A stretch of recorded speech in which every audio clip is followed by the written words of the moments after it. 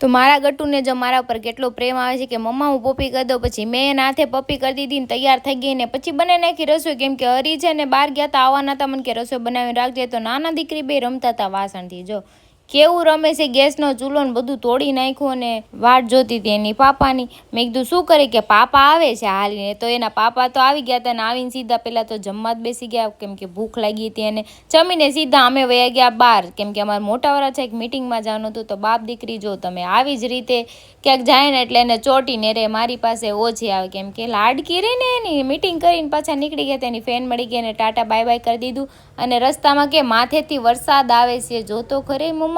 અને રસ્તામાંથી એણે લેવડાવ્યા રમકડાઈ, કે મને લઈ દે મમ્મા. અને લીધી પાર્ટી. હવે ઘરે જઈને પાર્ટીનું સત્યાનાશ થઈ જવાનું છે.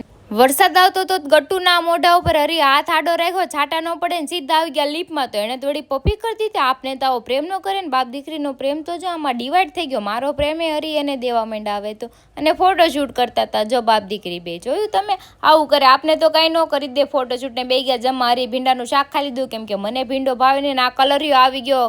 ગટ્ટુ કે મારા પાપાની જગ્યા છે કે અહીંથી ઊભો થા નકર મારું. પછી એના પાપાને ત્યાં સુરાઈ દીધા ને અમે પાછા નીકળી ગયા વરસાદના બહાર. આખું ગ્રુપ ને ભેગું થઈ ગયું. ઘડીક વરસાદ આવતો હતો, મેં કીધું હાલો હવે ઘર ભેતા થાય ને કરે અહીંયા પલ્લી જાવ. આવી ગયા ઘર નીચે. ફૂલ વ્લોગ જોવા માટે મારી ચેનલને સબસ્ક્રાઈબ કરી લો.